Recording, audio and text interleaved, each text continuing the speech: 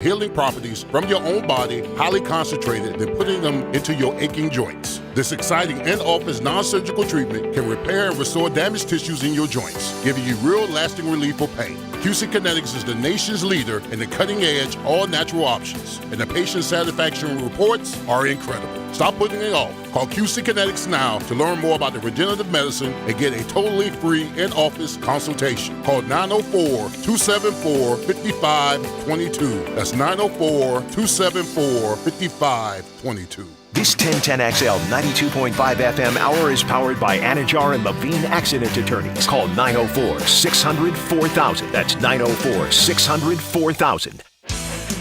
The sports world keeps spinning and the local conversation continues.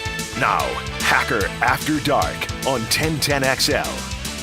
And a very good Tuesday evening to you, Jacksonville. The Late Show here on Hacker After Dark. Tuesday nights we're 10 to midnight. Tuesday nights, ladies and gentlemen, are when we get after it. Are you kidding me?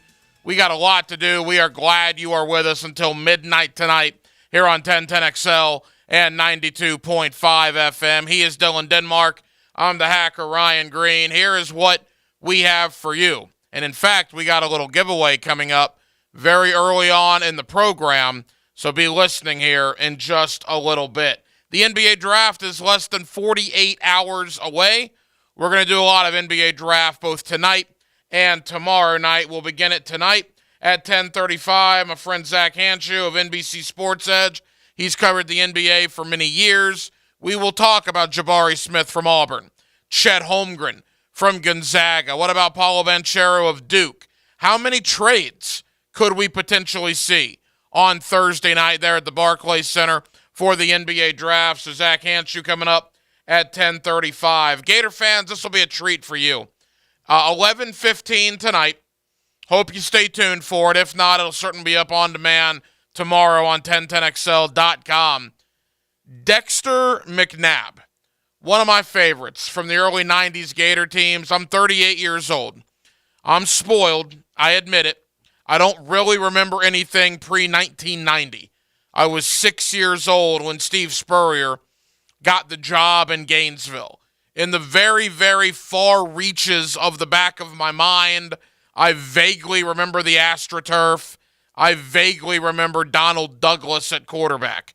But by and large, it began for me in 1990, and one of the guys I loved was Dexter McNabb in the backfield there with Willie McClendon.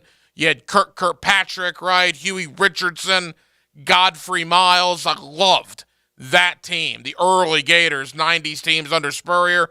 Dexter McNabb is actually a high school principal now in the state of Wisconsin. Really enjoyed the conversation I had with Dexter McNabb earlier today. You will hear that coming up at 11:15 tonight. And at 11:30, Brian Toporek of Bleacher Report. He also does the NBA pod and writes for Forbes. More NBA talk as, again, we are inside of 48 hours until the NBA draft. Denmark, I'm going way off the script here, way off the script. Before we even get to the big deal of the night, I'll tell you what's a big deal. A big deal for me is this Saturday night, the Veterans Memorial Arena. It's the Guns and the Hoses in one of my favorite events of the year. I've been privileged enough to be a judge now for, golly, I bet it's close to a decade that I've been down there at Guns and Hoses. My wife loves it. My buddies love it. It is a great night out, a great cause, raises a lot of money for charity in the area. And by the way, those guys, those gals on the Guns and the Hoses, they get after it. Once that bell rings, it's go time. You want to beat your opponent for those 3 one-minute rounds. If you want to go to Guns and Hoses Saturday night at the Veterans Memorial Arena, make sure you can go. Make sure your Saturday's free. If it is, I got a pair of tickets for you right now to caller number 3. 641-1010. Caller 3 right now, and Dylan Denmark will hook you up with a 2-pack, a pair of tickets to Guns and Hoses at the arena this Saturday night. Having said that, we always do give you a big deal of the night to kick things off on Hacker After Dark. And Denmark, let's do that right now. Time now for the big deal of the night What's the big deal? What is the big deal? No big deal. It is a big deal. on Hacker After Dark. So last night, Pro Football Focus came out with their 15 second-year players that were going to be under the most pressure entering 2022. Who is under the most pressure? And of course, Trevor Lawrence was on that list. And Trevor is under a lot of pressure this year. There is absolutely no doubt about that. But it got me thinking. It got the wheels turning. Forget the second-year player talk. Forget age for a moment. And just focus on the team here in town. Focus on the Jacksonville Jaguars.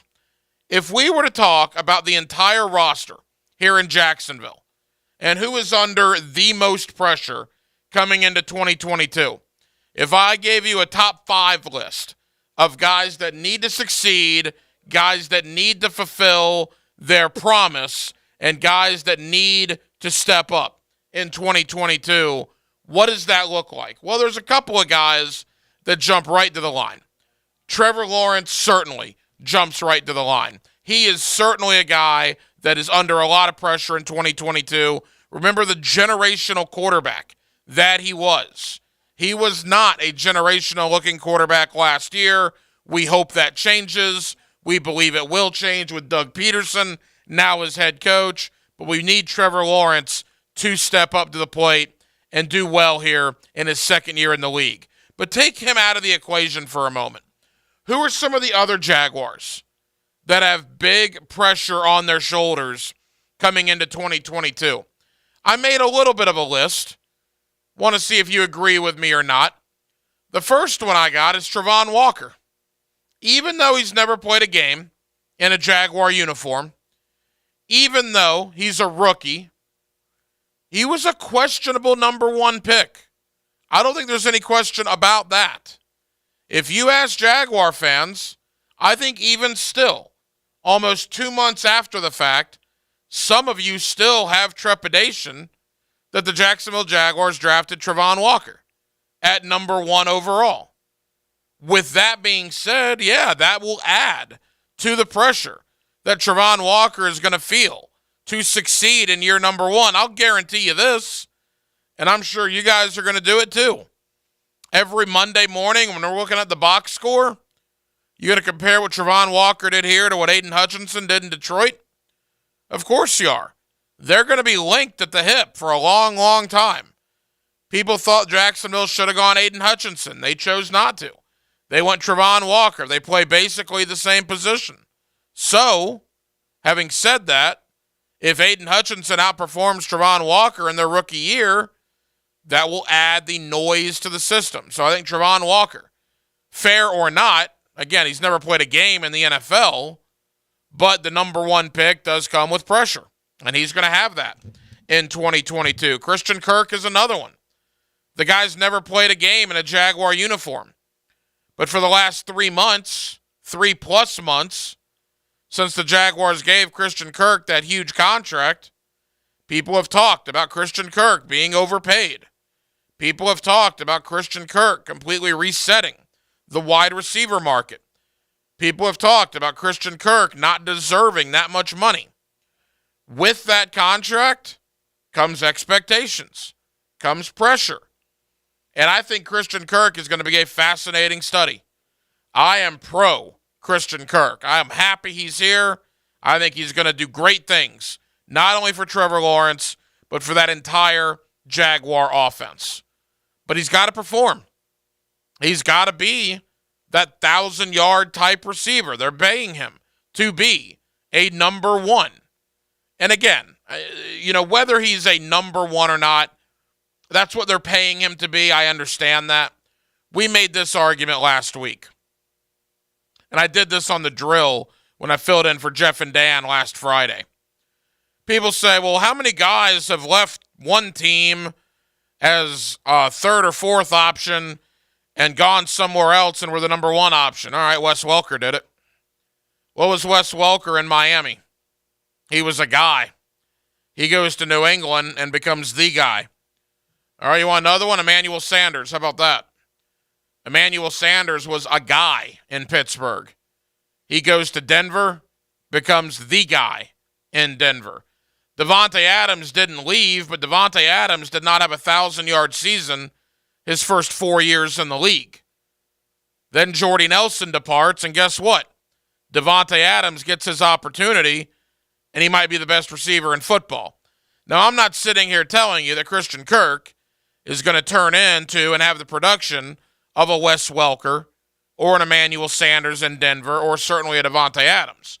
All I'm saying is it happens that guys that are second and third options for Team A go to Team B, become that number one option. Robert Woods is another one. What was Robert Woods in Buffalo? He was all right. He goes to Los Angeles, becomes a Pro Bowler. That's what I think Christian Kirk is going to do here in Jacksonville. He wasn't bad in Arizona. In fact, he was pretty good in Arizona. But I think he's going to become a Pro Bowl caliber player here in Jacksonville. And he needs to. With that contract comes pressure. Those to me are the top three. Trevor Lawrence, Travon Walker, Christian Kirk. You could argue there's a lot of pressure on Josh Allen. The Jaguars release Myles Jack this offseason. You look around that Jaguar defense, who's the elder statesman now? Who's the veteran in that defensive room? There's two of them. There's DeJuan Smoot, and there's Josh Allen. And Josh Allen was a top 10 pick. Josh Allen had one really good year his rookie year, had an injury-plagued second year, and he was all right last year. Nothing special, just okay. He needs to be better than just okay. So a fair amount of pressure on his shoulders entering year number 4. I'll give you one that nobody thinks about. Look at Shaq Griffin's contract. It's very, very plausible this is Shaq Griffin's last year in Jacksonville, and it's only his second year in Jacksonville. He's due a lot of money in year 3.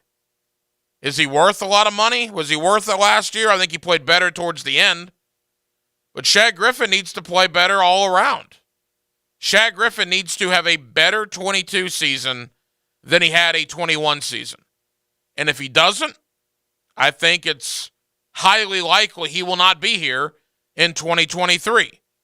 Maybe that's why you draft Tyson Campbell. Maybe that's why you go out and you sign a Darius Williams to just plan in case Shaq Griffin is gone after 2 years here in Jacksonville. Brandon Scherff, got to stay healthy, man. They paid you like one of the top guards in football. You got to be on the field. You got to play like it. You are one of the top guards in football when you're on the field. You got to stay healthy. That is vital for this Jaguar team. The offensive line as it stands right now, I think is pretty decent. I would put it at the lowest middle of the pack in the NFL. But 1 or 2 injuries creep up, you got serious problems. Because I do think they are lacking depth on the O-line. So the pressure is on Scherff to live up to that contract and also stay on the field. The bottom line in all this, the interesting thing about all this, if you were to make a top 10 list, guys that have the most pressure on them coming into this year, Brandon Scherff to me would be on that list. Travon Walker to me would be on that list. Christian Kirk to me would be on that list. Maybe a Foye Oluokun would be on that list. Not only do they sign him, they released Myles Jack the next day. What do all those guys have in common? Not one of them has played a regular season game in a Jaguar uniform. But those are the guys, along with Trevor, obviously, that are being looked at to turn this franchise around. All those free agents, all those draft picks are supposed to turn around the awfulness that we've experienced here in Jacksonville with that Jaguar organization for 12 out of the last 13 years. I'll tell you something else that's interesting. Remember last week on ESPN when Dominic Foxworth was asked who this year's Cincinnati Bengals could be? And he said the Jacksonville Jaguars. There's another guy on ESPN that said the same thing. He made a top 5 list of bad teams from 21, and he said, all right, which of these 5 could be this year's Cincinnati Bengals? That NFL analyst was named Keyshawn Johnson, and he said the Jacksonville Jaguars. there is a thought among former players, among national media, that this team could resemble something like Cincinnati. Now, look, what Cincinnati did, going from the number one pick in the draft to a calendar year later, basically playing in the Super Bowl, that does not happen. Or I guess 18 months later. That simply does not happen. And I think anybody that expects Jacksonville to do what Cincinnati did, you're living in fantasy land, or you just have your teal blinders on. I'm not asking that. But could Jacksonville get to that 8-9 win mark, which would be an unbelievable upgrade over what we've had the previous 2 years? And if somehow, some way, the Jaguars slip into wild card contention in late December, Doug Peterson should be looked at as coach of the year in the National Football League. I think they're building something here. I think the days of this team being a punching bag, the days of this team getting no respect nationally, the days of this team just being awful, I think they're over. I'm not going to say they're going to come right out of it and snap right out of it, but I think there's a ladder at the very bottom of the hole they've been in for the better part of the last 15 years, and they're starting to climb up that ladder. And at the top of that ladder is the window of opportunity. I don't think it's open yet, but have another draft or two like they did this past year. Sign some more valuable free agents like they have the last couple of years. That window is going to be open sooner rather than later if they stay on this path. 641-1010 is the phone number, both on the phone line and the text line, designed by Lifetime Enclosures. Jacksonville, we're with you till midnight. Are you kidding me? Where else would you want to be on a Tuesday than with Dylan Denmark and yours truly, the hacker Ryan Green, right here on Hacker After Dark? Coming up next, a couple of things going on in the world of sports that really struck me today. Gronk calling it a career again. Is he for real this time? The LIV Tour. We said it last night. U.S. Open's in the books. The LIV Tour made some noise again today with a 4-time major champion apparently about to join the LIV Tour as well. And I want to talk about people being underappreciated. It sucks being underappreciated, right? Denmark, not that I would know that. But it kind of sucks, doesn't it? What Jaguars are underappreciated coming into 2022? Get your thinking caps on. That's next on Hacker After Dark. And now details on the sudden announcement that has captured the attention of the entire world and the most fabulous prize one could wish for. A lifetime supply of 1010XL. At Key Buick GMC, receive 0% financing up to 36 months on select GMCs, $500 off all new vehicles for all active, retired, enlisted, and previous military. Whenever you purchase a brand new vehicle from Key, whether it's a Buick or GMC, it always comes with that lifetime powertrain warranty. A full allotment is in now and available. So visit the good folks at Key Buick GMC right across the street from Tinseltown, Southside and Gate. Honestly, this is one of the best jobs I've had. Drivers and mechanics, listen up.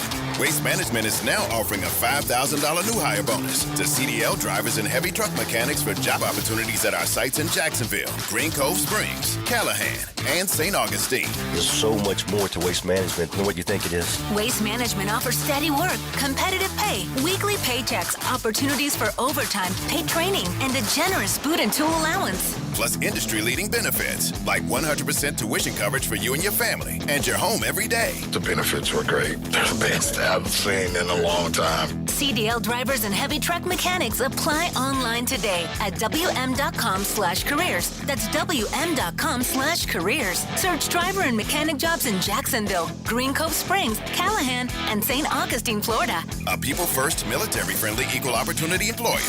We are WM. If you've been involved in a car accident, call me, Glenn Levine, at the law offices of Anajar and Levine at 904-600-4000. That's 904-600-4000, and take back control of your life. Office in Jacksonville.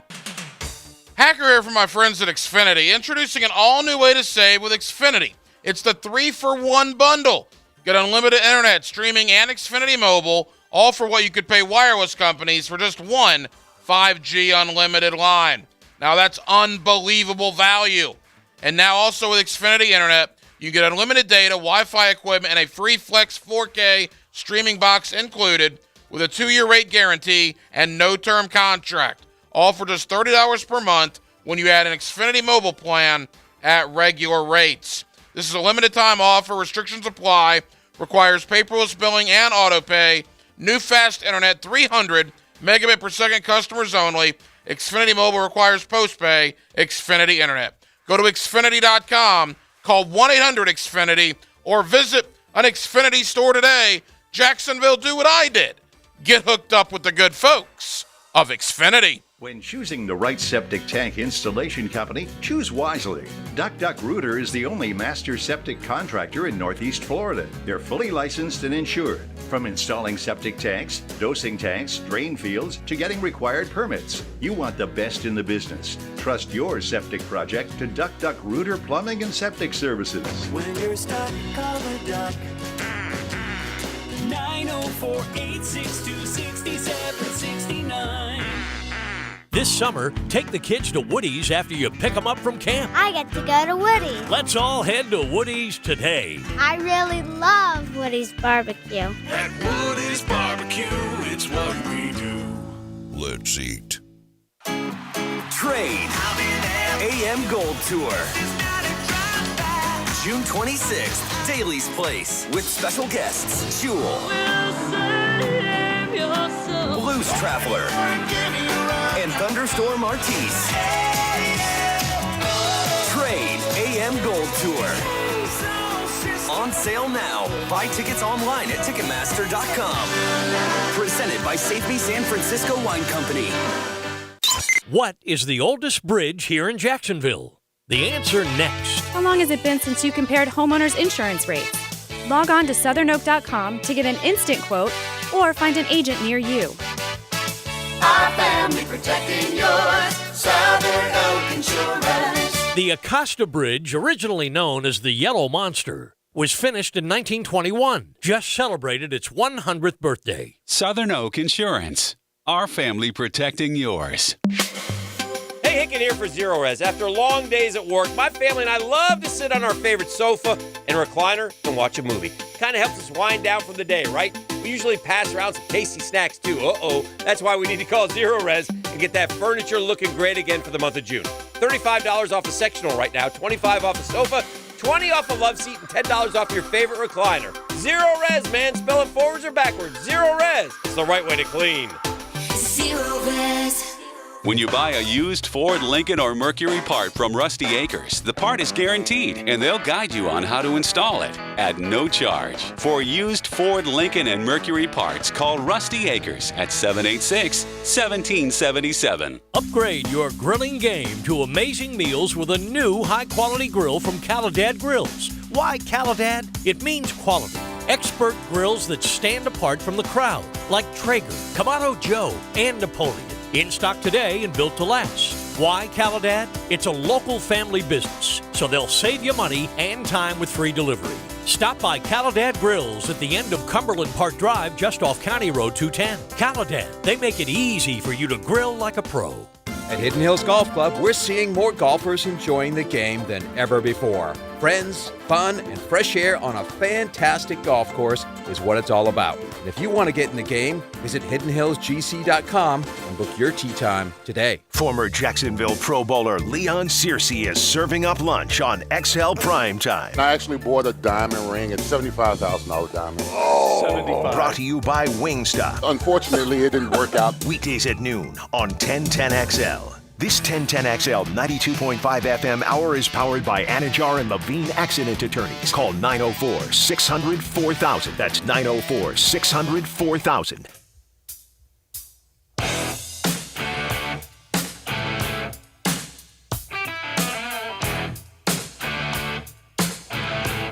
Hacker After Dark on 1010XL. 23 minutes past the 10 o'clock hour. Glad you're with us. The late show of the week, Hacker After Dark, till midnight on Tuesdays here on 1010XL and 92.5 FM.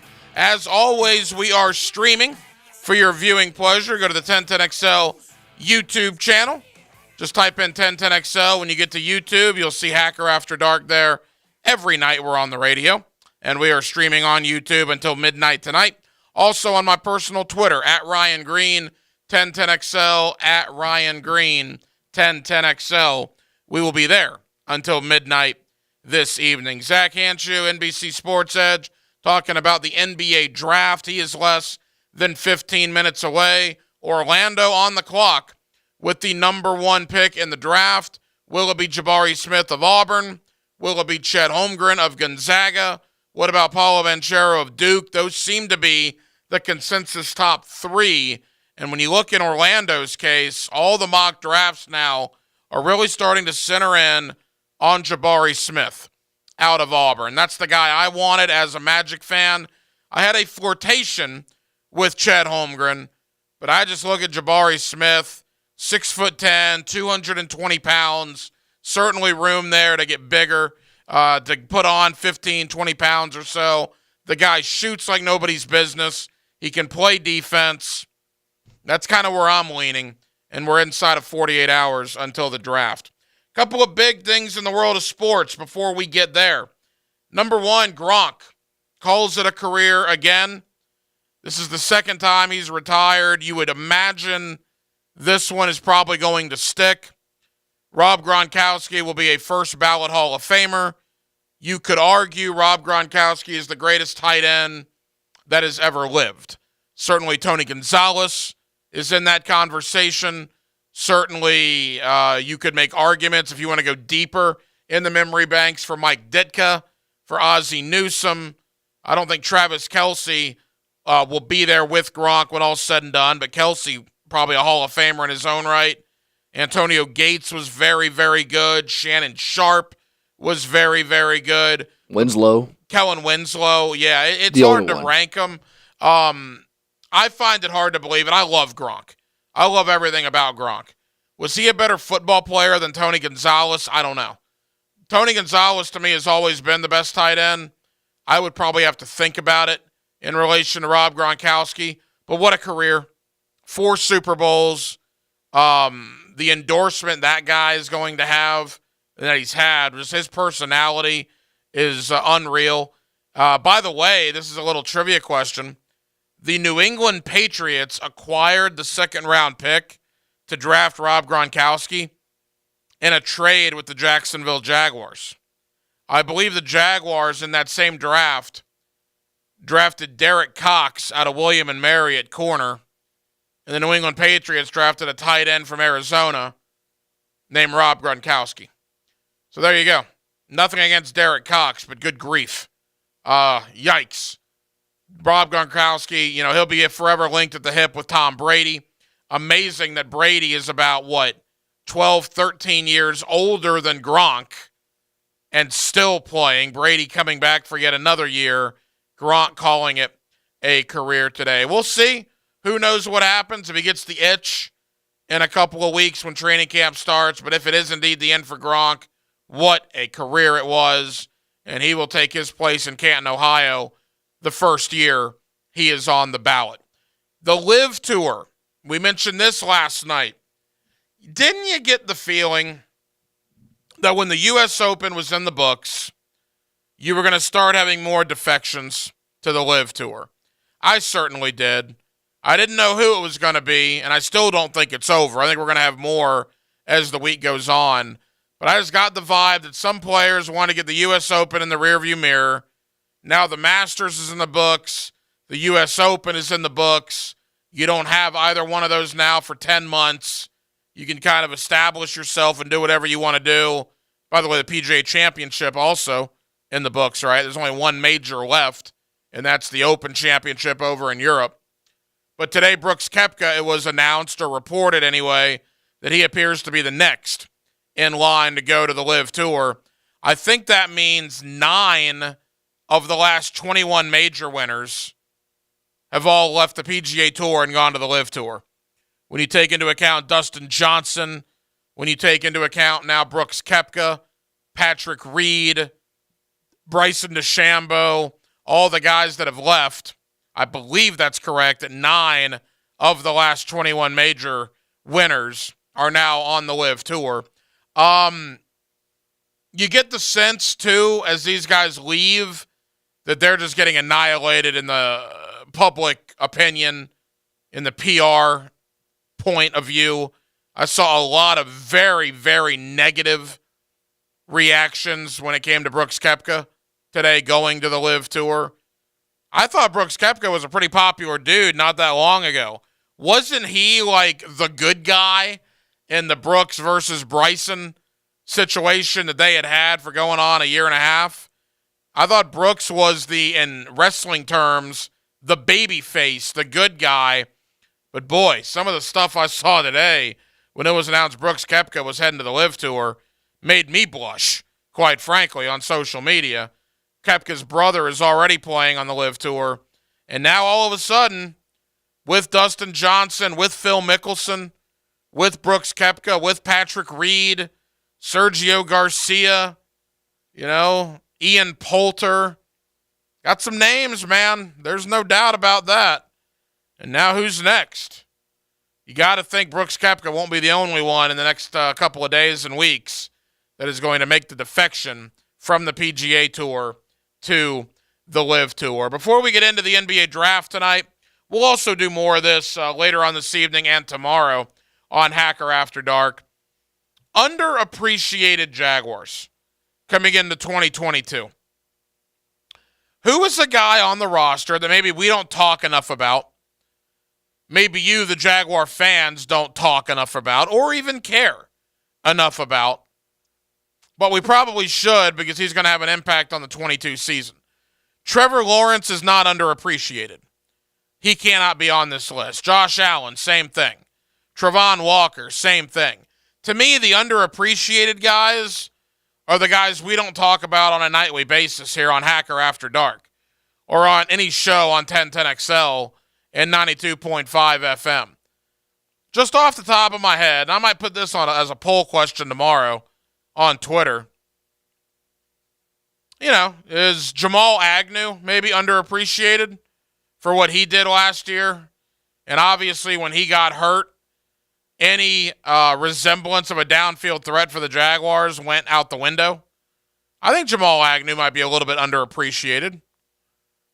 What about guys like Malcolm Brown, right? Malcolm Brown, starting defensive tackle, came in on goal line packages last year. We don't sit here and we don't talk about Malcolm Brown a whole lot, but there is no question. Malcolm Brown needs to play well this year in the interior of that defensive line for the Jaguars to be as good as they potentially can be. Excuse me. So I think Malcolm Brown certainly is an underappreciated Jacksonville Jaguar. How about my guy Ben Bartch?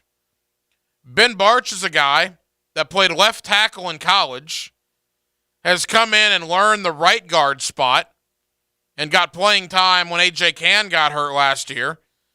And now all of a sudden, we're just assuming he can move to the left side, a position he's never played, right? Ben Bartch has never played left guard. At least he has in the NFL.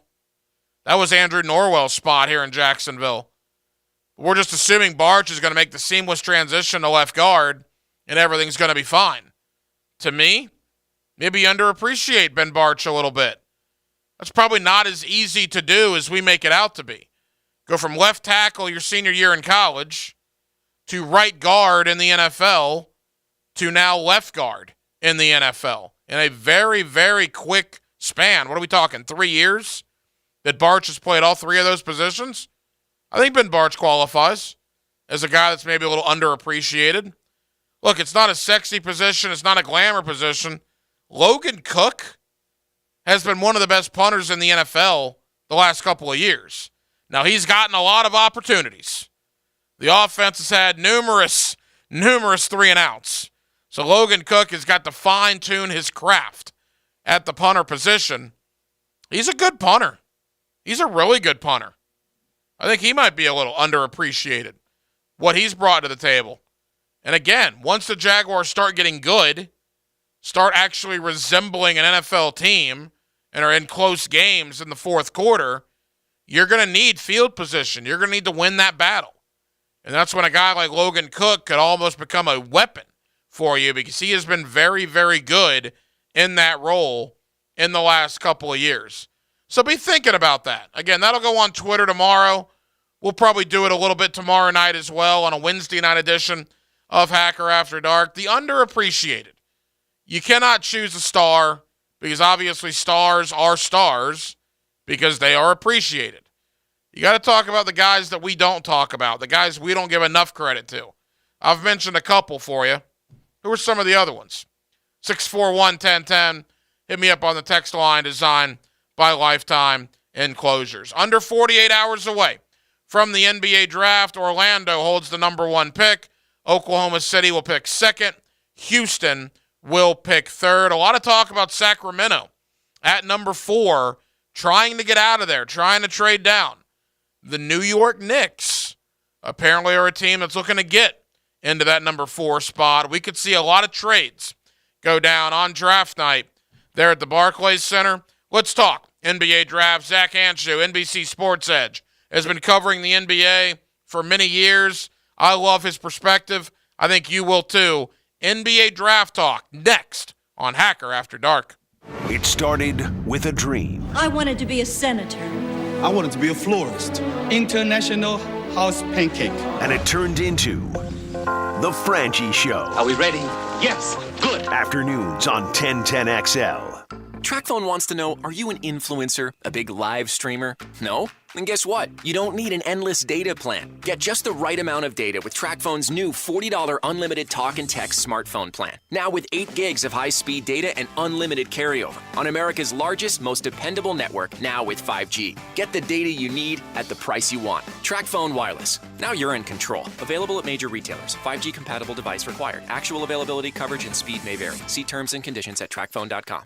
You don't get to be the league's all-time leading rusher without feeling some pain. Pro football legend Emmitt Smith knows joint pain, and he also knows the old treatments aren't the only treatments. Today, there's a natural alternative to drugs and surgery. It's biologic therapies from QC Kinetics. I'm talking regenerative solutions that encourage your body to heal and repair itself. Do you have pain in your hips, knees, shoulder, lower back? Want to get your life back? The local medical professionals at QC Kinetics can help. Call to learn more about this exciting natural way to deal with chronic joint pain. Don't put it off. Call QC Kinetics. Restorative, regenerative solutions with no downtime and lasting results. Don't let your joint pain keep you from doing the things you love. There's a new natural solution that patients are raving about. QC Kinetics. Make the call to QC Kinetics. Tell them Emmitt Smith sent you. Call QC Kinetics, 904-274-5522. That's 904-274-5522.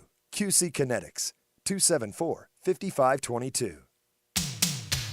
Imagine if you could sell your house the moment you got your dream job halfway across the country. Open Door makes that a possibility by giving you a competitive offer on your house in a matter of days. Lauren Brooks here for Open Door. New baby? New job? Upsizing? Downsizing? Well, sell directly to Open Door. When life's doors open, they'll handle the house. With Open Door, you don't have to worry about finding transitional housing or paying a double mortgage. Life is full of opportunities. Selling your house shouldn't keep you from them. Sell directly to Open Door and get back to what matters. Hundreds of thousands of people have already requested their offer. It's so simple. Just go to opendoor.com like I did. Enter in your address, tell them a little bit about your house, and they'll make you an offer in minutes. Open Door offers a competitive, hassle-free sale, so you can focus on what's ahead in life. When life's doors open, Open Door will handle the house. Learn more at opendoor.com/1010. That's opendoor.com/1010. Offer eligibility varies. Open Door is represented by Open Door Brokerage Inc. license 02061130 in California and Open Door Brokerage LLC in its other markets.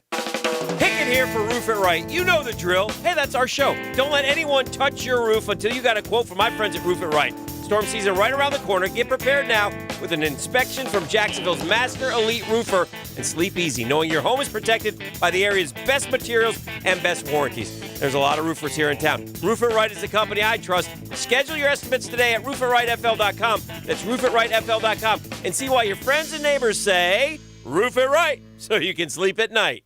Captain Kevin Favor here, and do you store your boat and boat trailer separately? If so, I want to tell you about Stack'em Storage. They store your boat trailer in a secure warehouse out of the elements, and here's the cool thing. Stack'em Storage will pick up your trailer from you, store it in a secure warehouse, do a 5-point inspection, and deliver it back to you where and when you need it. Call Captain Pat at 962-9605. Use code FAVOR, that's FAVER, and get a $50 gift card to Strike Zone. Visit stackmstorage.com.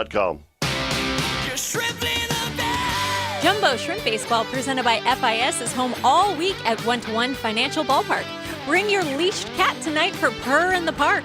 Tomorrow is a day game on ViStar Good is Everywhere Wednesday featuring Jacksonville Speech and Hearing Center. Then it's Budweiser Thirsty Thursday and Fireworks Friday and Saturday. Baseball all week and weekend. Tickets start at just $5. JackShrimp.com for tickets. This date in sports history is brought to you by Southeast Orthopedic Specialists. On June 21st, 1986, Heisman Trophy winner Bo Jackson signs a 3-year contract to play baseball with the Kansas City Royals. This 1010XL 92.5 FM hour is powered by Anajar and Levine Accident Attorneys. Call 904-600-4000. That's 904-600-4000. Now, another interview on the Farah and Farah phone line. Brought to you by the Accident Attorneys at Farah and Farah.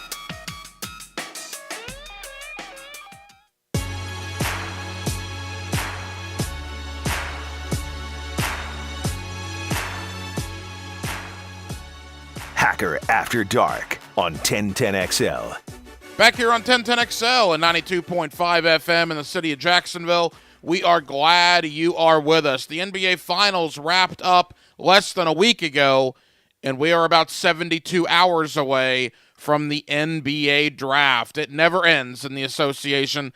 Zach Hanshu covers the National Basketball League for many outlets, including NBC Sports Edge, and he's always kind enough to join us here on 1010XL. Zach, how you doing? I'm doing great, brother. How about yourself? Hey, Zach, we are good, man. Thank you for the time, and certainly we want to get into the draft. I want to talk to you about Orlando and what's going to happen with the number 1 pick. But let's take a brief look back. Golden State, their 4th championship in 8 years. Boy, Steph Curry was nothing short of dynamic in Game 5 and Game 6. Now that you had a couple of days to think about it, your thoughts on Golden State and what they accomplished?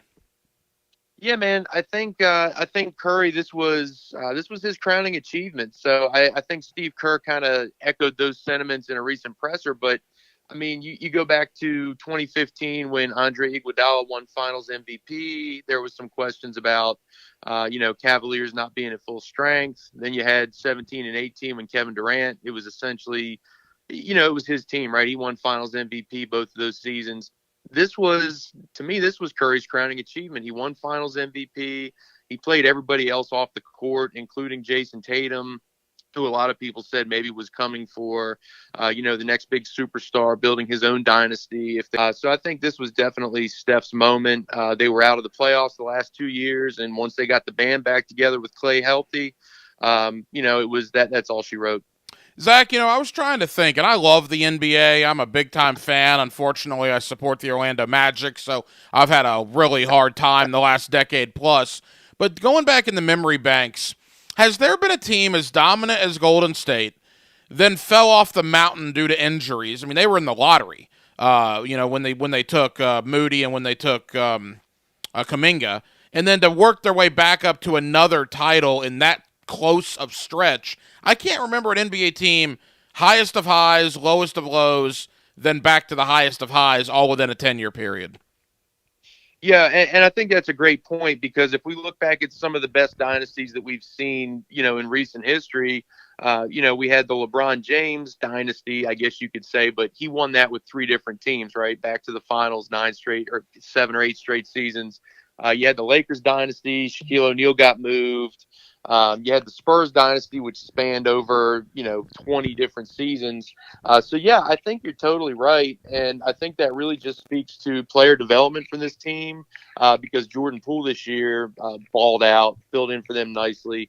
And I think that's the front office as well, bringing in a guy like Andrew Wiggins, who a lot of people were pegging as a bust.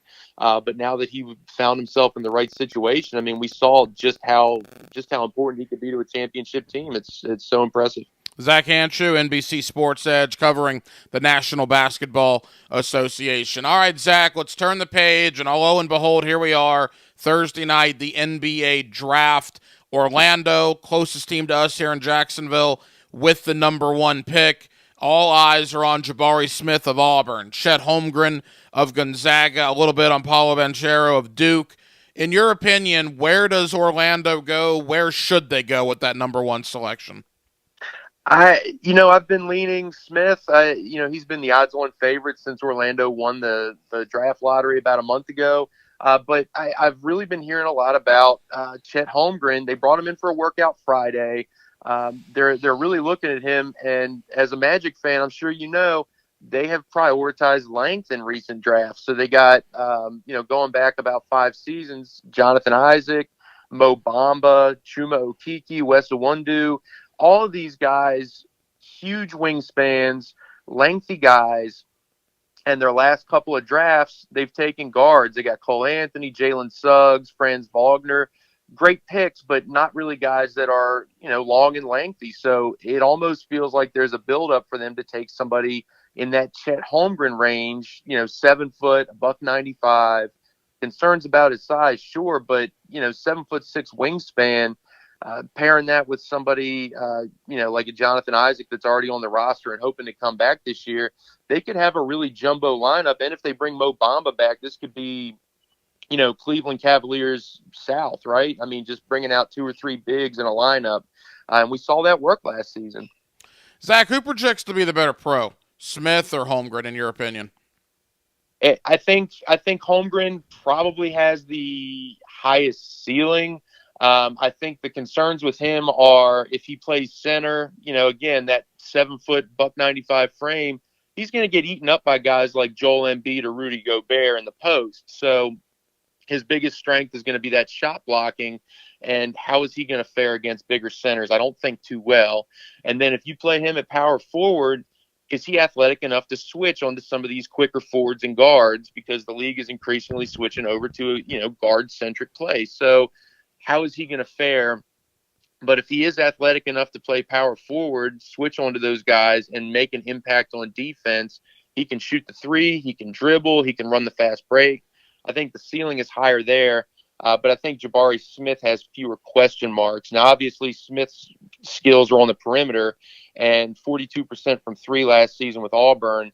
I think he really fits very well with what the NBA is going to, which is, a 3-point shooting league. Zach Hanshu of NBC Sports Edge, covering the National Basketball Association.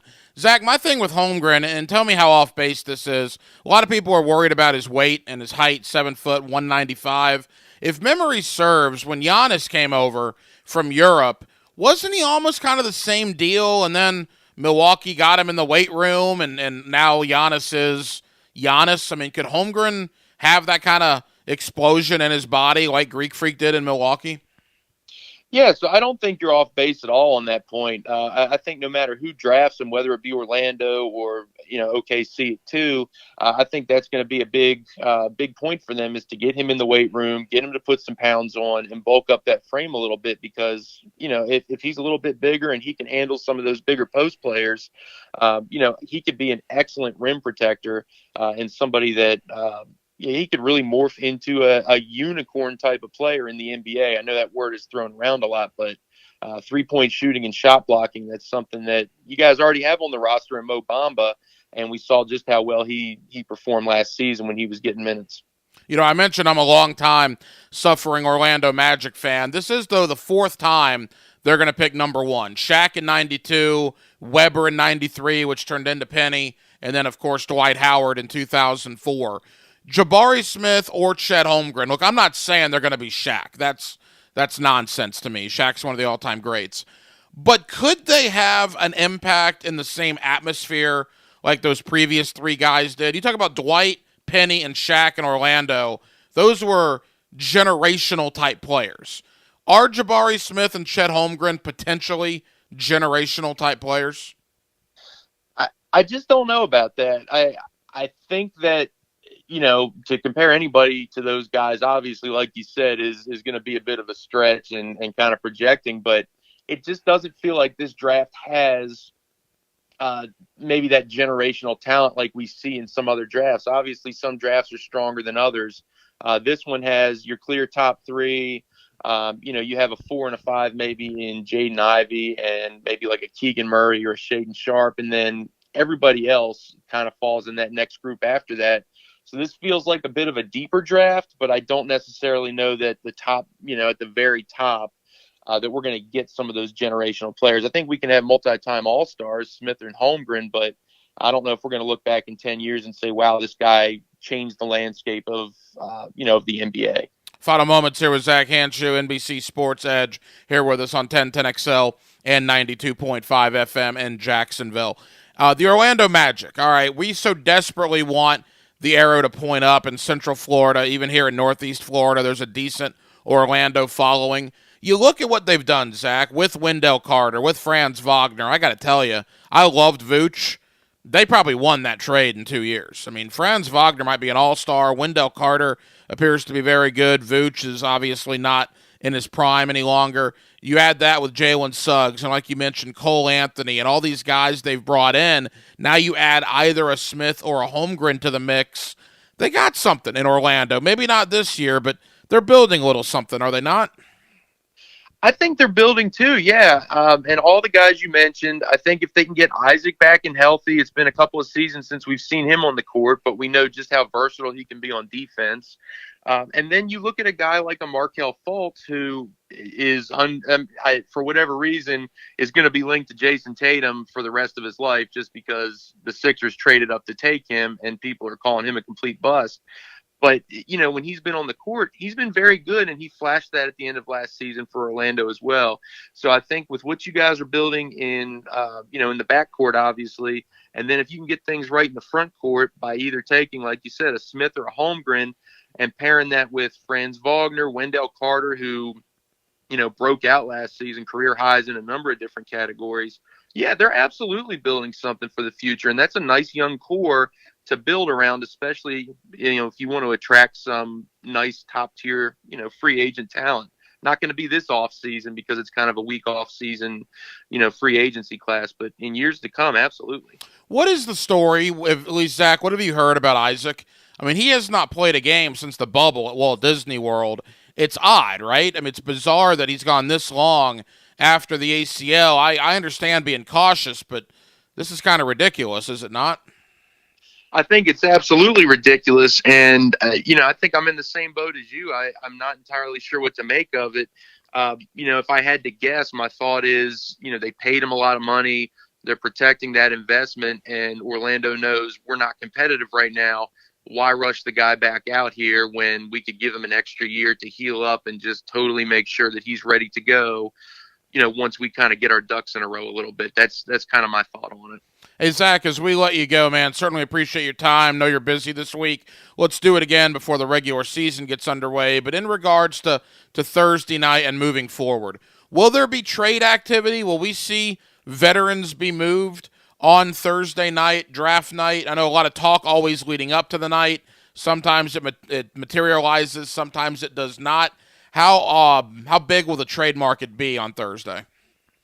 I've got to say that it's going to be pretty active. I mean, that's what I'm anticipating. The Kings pick fourth. A lot of eyes are on Jaden Ivey going fourth, athletic guard out of Purdue.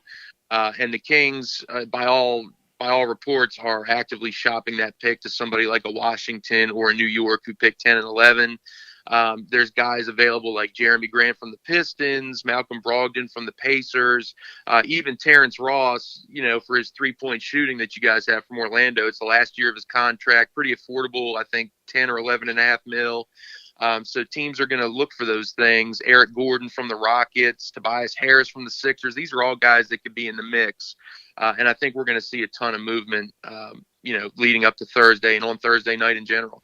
The biggest free agents coming into the summer, Zach LaVine, we don't know his status in Chicago. We really don't know Brad Beal's status in Washington. Russell Westbrook, who knows what they're going to do out in L.A. As far as the perennial all-stars, could any of those be moved this offseason?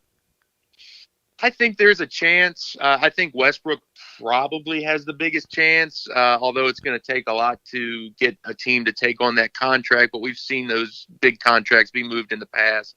I think Levine has a really good shot, too, if he decides to leave, of doing some sort of sign-and-trade offer. A lot of teams are really interested in him, including teams like the Pistons and the Spurs. So I think that could be, really exciting to see where he ends up.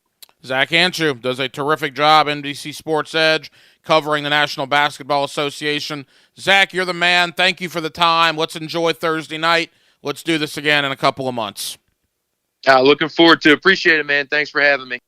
Keep your quarter panel clean with 1010XL. They were racing each other so hard. This Sunday at Nashville Super Speedway. Brought to you by Famous Automotive Tire and Quick Lube. Treating every customer like they're famous on 1010XL. Mia O'Brien here, and my friends at Arlington Toyota want to know, what drives you? Great service? How about getting more with your purchase? If you answered yes, head on over to Arlington Toyota for the drive of a lifetime. They have over 500 new Toyotas with inventory arriving daily.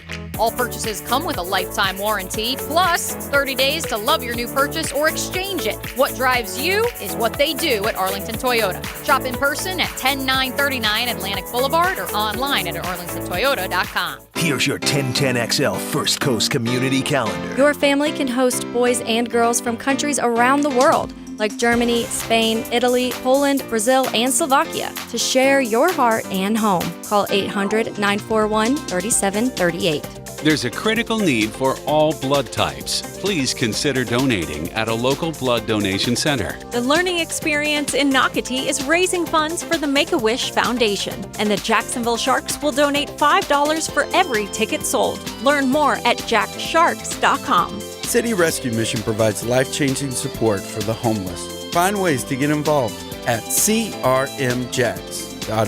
You can play in the golf tournament benefiting the Derek Hatcher Foundation, combating the disease of addiction, August 13th at Eagle Landing Golf Club. Register at derekhatcherfoundation.org.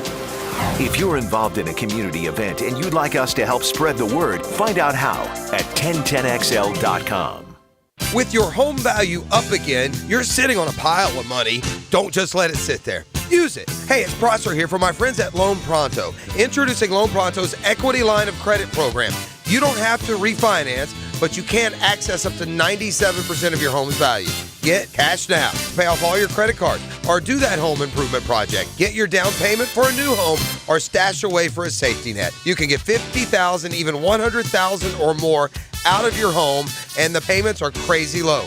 Think what you can do with $100,000 right now. Loan Pronto makes unlocking your equity easy, and they can probably even waive the appraisal. Don't just let all that home equity pile up. Turn your house into an ATM machine and get that cash you need. Call Loan Pronto now, 904-999-1508, 904-999-1508, loanpronto.com or 904-999-1508. Equal housing lender, NMLS 1661781, subject to lender approval. Hi, this is Travis Cummings of the Bailey Group, and I specialize in working with medium and large companies to ensure their employees get the best benefits possible. This is Mary Marks from the PACE Center for Girls. PACE provides girls and young women an opportunity for a better future through education and advocacy. And Travis Cummings from the Bailey Group ensures everyone that works at PACE has the very best in coverage and benefits so that we can attract the very best team members. And I'll make sure your employees are well taken care of. Hey folks, Frank Frangie here. Taking good care of the community is as important to Chick-fil-A as serving up delicious food. That's why area Chick-fil-A restaurants are teaming up to make a difference.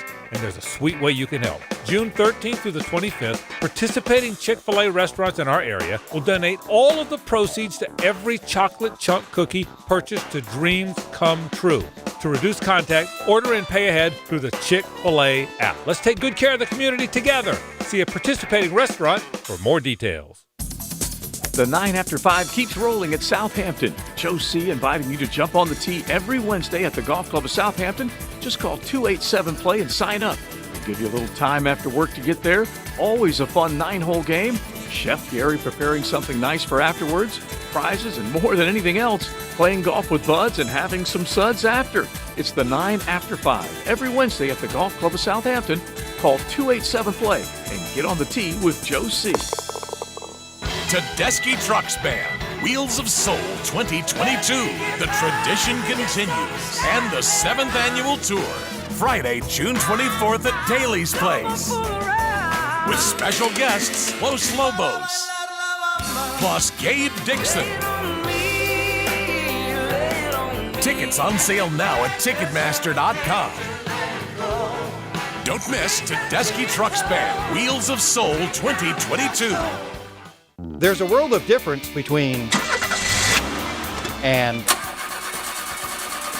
that's why you can trust Famous Automotive and Tire when it comes to your vehicle's care. Because there's a difference between and. It all starts with the triangle of safety: your tires, brakes, and the front end. Take care of those 3 points and your car will take good care of you. Start at Famous Automotive and Tires. 7 locations servicing every customer like they're famous. Gets hot for playmakers and newsmakers on the Roof It Right Hot Seat. Roof It Right Hot Seat on 1010XL. Listen to Mike and Tony every day for the latest scoops from Jacksonville and beyond. Roof It Right so you can sleep at night. The flagship station of the Jacksonville Jaguars. WJXL FM Jacksonville Beach. This 1010XL 92.5 FM hour is powered by Anajar and Levine Accident Attorneys. Call 904-600-4000. That's 904-600-4000.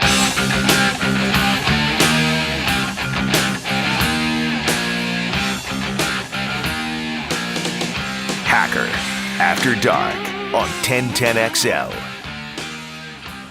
More into the world of the National Football League, a little college football as well. Gator fans, I got a treat for you. Coming up in about 15 minutes, a little under 15 minutes. Dexter McNabb, one of my favorites at the University of Florida in the early 90s. Remember the backfield with Dexter McNabb and Willie McClendon? Absolutely awesome. That's when I got really into Gator football. It's when I started really knowing what football was. 1990, 1991. We're going to have Dexter McNabb on in about 10 or 15 minutes to go down memory lane. He tells a phenomenal story about the 14-9 Florida win over Florida State in November of 1991. So a trip down memory lane, former Gator tailback or fullback, I guess. He did a little bit of both. Dexter McNabb, that is coming up in just a little bit. Saw this headline earlier today from TMZ, one that you don't expect to see, involving the Jacksonville Jaguars. Jacksonville Jaguar defensive lineman Adam Gostis just got a massive 3-foot tattoo covering his back and his butt cheeks. Look at the picture of this thing. Adam Gostis is a tougher man than me. You probably knew that already because he is in the National Football League. But yeah, there's a picture of Gostis laying on the table there, getting the tattoo on his back and his butt cheeks. And it is maybe the most elaborate tattoo I've ever seen in my life. I'm trying to describe the tattoo that does cover his back and his butt cheeks. But yeah, all you gotta do is go to TMZ to look at it. And the guy that gave the tattoo said Gostis was the man. Only minor twitches here and there. He was a savage. Them booty holes are tight. Yeah, it was something. Never been a tattoo guy. I have nothing against him necessarily. I'm not sure if I'm tough enough, Denmark, to get a tattoo. No, a lot of my buddies have them, and a lot of people have them. That's their thing, and that's cool. Like I said, no issue with them. I've just never had the thought of, let me go get this huge thing written on my body, and if I want to ever get rid of it, that's probably not an option. So it'll be there for, decades to come. But to each his own. No question about that. In the world of college football, I saw this, which I thought was pretty interesting on ESPN.com. Now, what they do, it's kind of analytics involved, decimal points. But basically, they look at college football's 3-year future, all right? They take this year and the following couple of years and put together their annual future power rankings. What college football programs are going to be the best over the next 3 to 4 years? I have some shocking news for you. Just shocking news about this list. Number 1 is Alabama. get right out of town. Number 2 is the Georgia Bulldogs. Number 3 on this list is, of course, we just verify. Yeah, Ohio State. Number 4, Texas A&M. Number 5 is Clemson. That, to me, is the flaw of college football. All right? I'm going to scroll down here. By the way, Miami is on this list at number 11.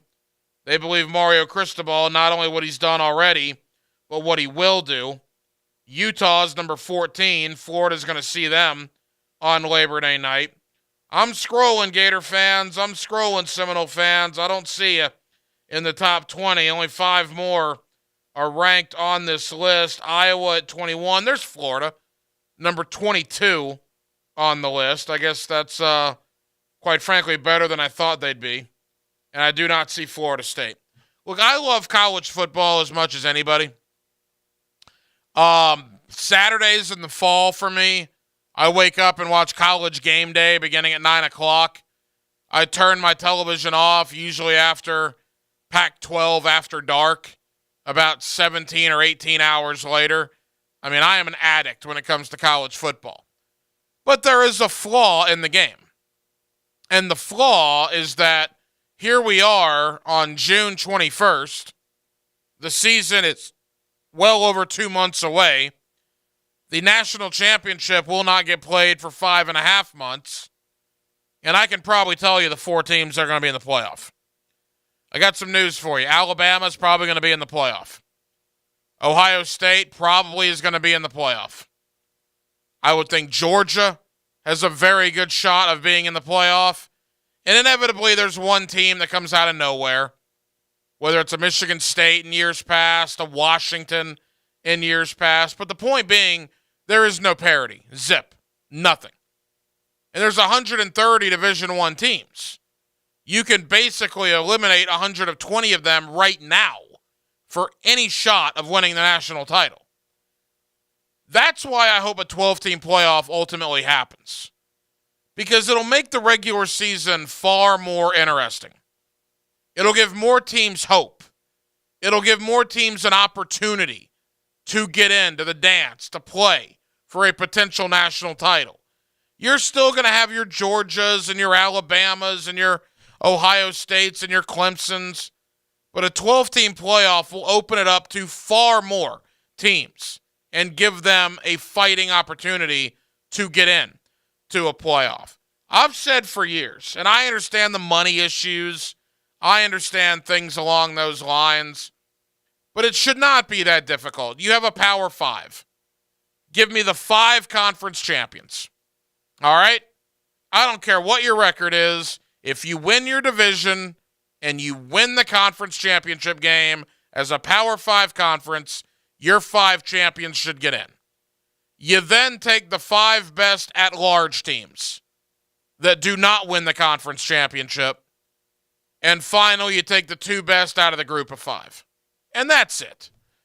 The simplicity of that is amazing. And people will analyze it and break it down, and they'll give you 100 reasons as to why that's not good. Well, I'm sitting here telling you I don't believe any of that.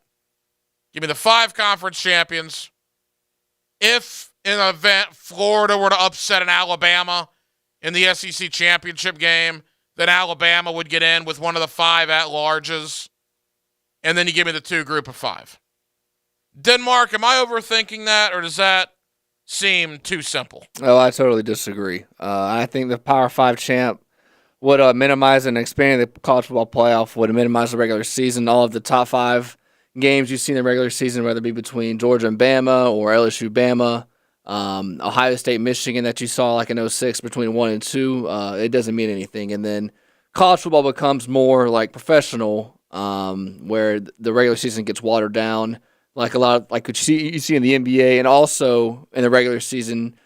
You haven't heard this yet probably, but you'll probably start seeing players opt out, quote unquote, or the coaches will make the players sit. Mm-hmm. I don't think that the reason why college football is what it is because every single game matters. We got to go quick here. I could not possibly disagree with you more. I will say this for a different day. Yeah, Alabama wins the SEC West.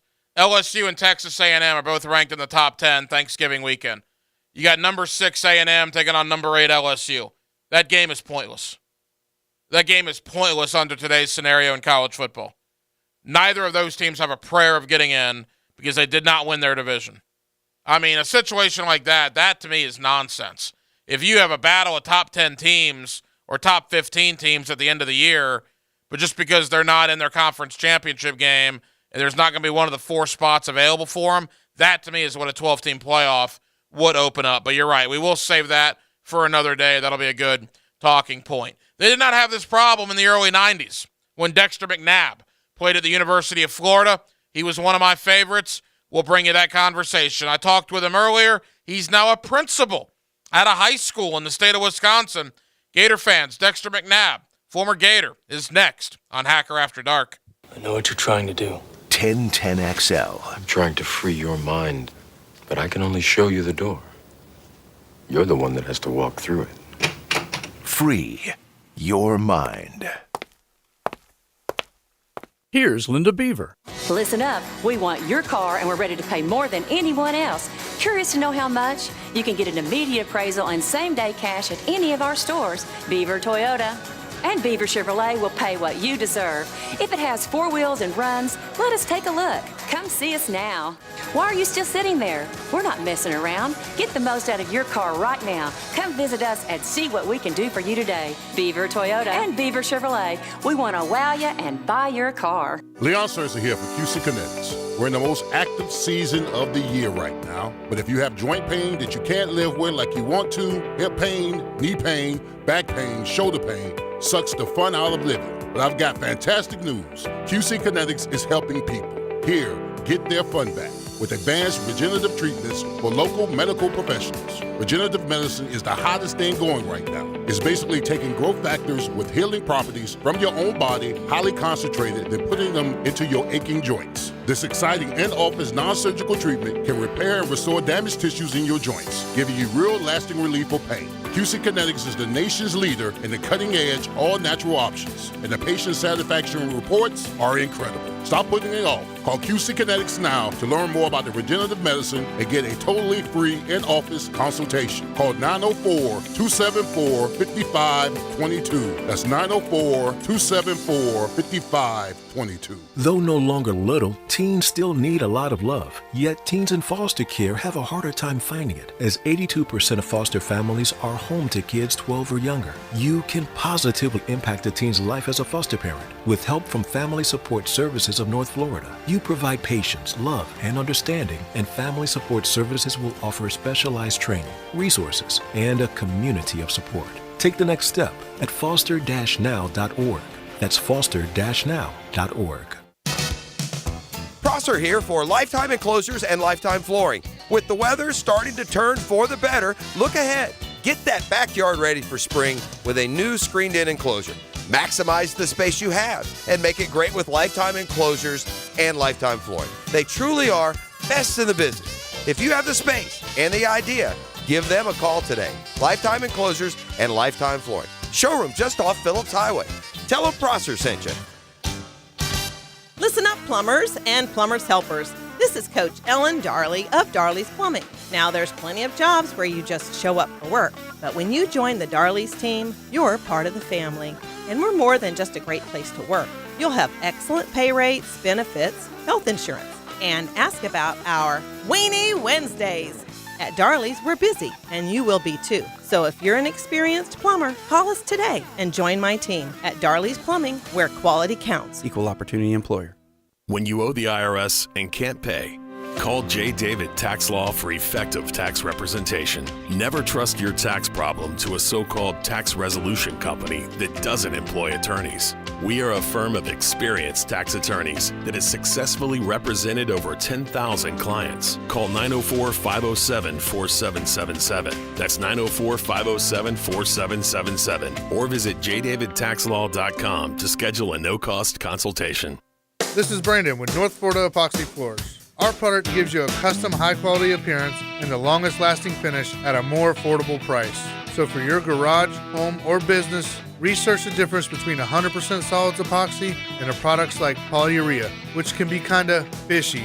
Our epoxy includes a moisture vapor barrier, essential in Florida, so your North Florida epoxy floor looks great and is warranted with no fine print. Get a free estimate at northfloridaepoxyfloors.com.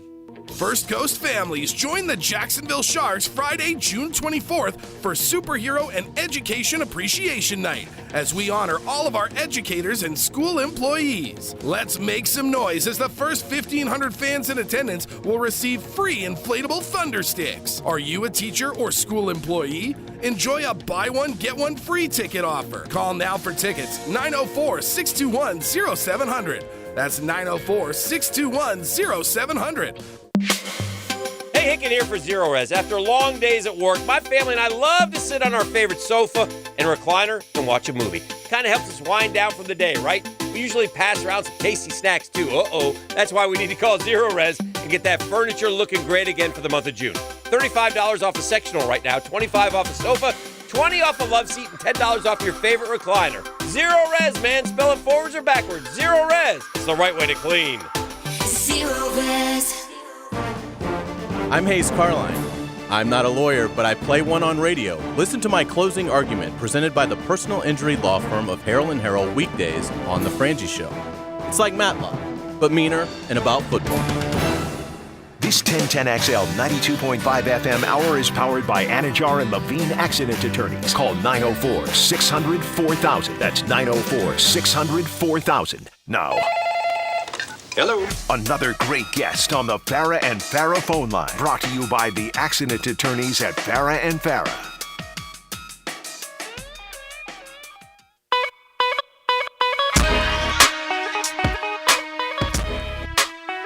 Hacker After Dark on 1010XL. Back here on 1010XL and 92.5 FM in the city of Jacksonville.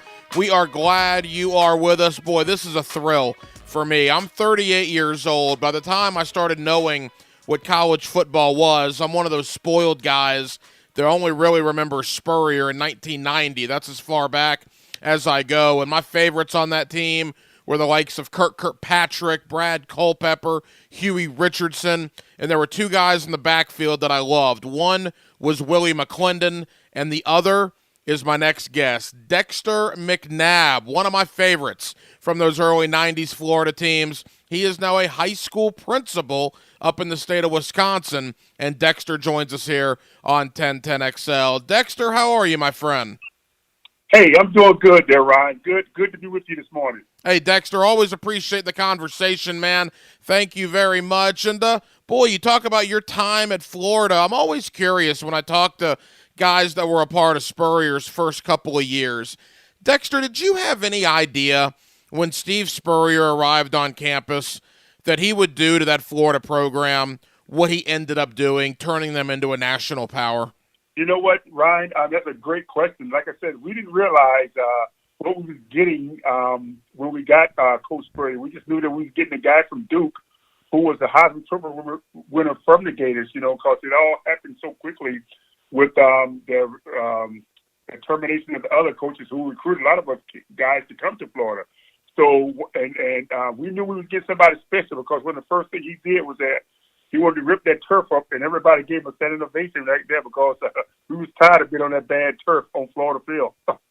It's interesting. I brought up the name Willie McClendon, and I don't know if it's just me. In fact, I know it's not just me because when I told somebody I was having Dexter McNabb on, they brought up Willie as well. It's like you guys are linked at the hip for whatever reason. When people think of you, they think of Willie. When they think of Willie, they think of you. That must be kind of cool. 30 years after your playing days to still have, that kind of relationship with Willie McClendon. You know what? That is, we weren't linked at his hip. We was coming in when they had, David School, Emmitt Smith was still there, and we were supposed to be coming in, changing guards when those guys leave of that nature. And, me and Willie, we still friends, we still stay in contact, as AKA the old Mac Attack, they used to call us, but he's doing well. I'm doing well. We're very blessed, and we very, very loved our days at Florida. Former Gator Dexter McNabb here with us on 1010XL and 92.5 FM. Dexter, let's go back to 1990 and 1991, those great games, 14-9 in the Swamp. I'll never forget that game. Florida State. The dominance that you guys started over Georgia that would continue well into the 1990s. What are some of your fondest memories from your playing days there in Gainesville? That was one of the games, because when I came to Florida, it wasn't a pretty sight when we went down to Tallahassee and got our butts handed to us in my freshman year. But then on my end of the year, that was Spurrier came in, like you said, that's one of the highlights. Was that game at the Florida State game? We finally dethroned those guys, and also the SEC championship that we wasn't, we was on quote unquote some probation. We wasn't allowed to win that, but that was a very, very momentum change right there. And then also with the fact that how Spurrier treated us as players. I mean, he treated us really like professionals. I mean, and for myself and my career, and I owe that to Coach Spurrier because I mean he prepared me for the NFL because the kind of offense he came out of in 49ers is what I came into when I came in as a rookie for the Green Bay Packers. The same type of practice, the upbeat, up-tempo type stuff, and really, really a student of the game. And I just think that the highlight how he was truly a player's coach and he treated us like men. And the standard was the standard, and he didn't change from that, which really made Florida a place that everybody wanted to come to. You think about the Swamp, right, Dexter? Ben Hill Griffin Stadium. And to me, the Swamp really became the Swamp on that 14-9 afternoon in November of 1991. Spurrier deemed it the Swamp when he got there. And now all these years later, these decades later, it must be pretty cool for guys like you that were a part of that game to say, yeah, you know what? Florida Field really became Florida Field 14-9 back in 1991. Right. And you know what, Ryan, the thing of it is that you're exactly right. And the thing about to this day, Coach Spurrier is so appreciative of the guys like myself, even some of the guys that he coached came after me, how we changed the foundation of getting Florida Field that nobody wants to come into and play because the Swamp, once you get the Swamp, you get the fans behind you, man, we soak you up and we wear you out. And, man, he is such appreciative of that. And that's what made Florida what Florida is today. But now we got to get back to that. Right now we had we had some good coaching with Urban Meyer. He did a good thing, but we got to get back to making Florida the destination place that recruits want to come to, and not getting to this quote unquote transfer portal and want to leave all the time. Couple of more for former Gator tailback Dexter McNabb. He's with us here on 1010XL and 92.5 FM. Dexter, I want to get to Billy Napier in a moment, but there's no question that Florida has had its fair share of down seasons in the last decade. I mean, 2 4-8s last year. They were 2-6 in the conference. They did not win a road game the entire year. As a guy that really started the foundation of what the Gators have become over the last 30-plus years, how frustrating was it, and is it, for you to see your alma mater struggle like that? Well, the thing about it is, Ryan, is that first of all, it wasn't a place that alumni like myself wanted to come back to because, first of all, I mean, you have all those coaches there. I mean, you're right. I mean, Coach Spurrier and I was blessed, along with Kirkpatrick, Culpepper, and those guys, Shane Matthews, to build the foundation and the tradition there.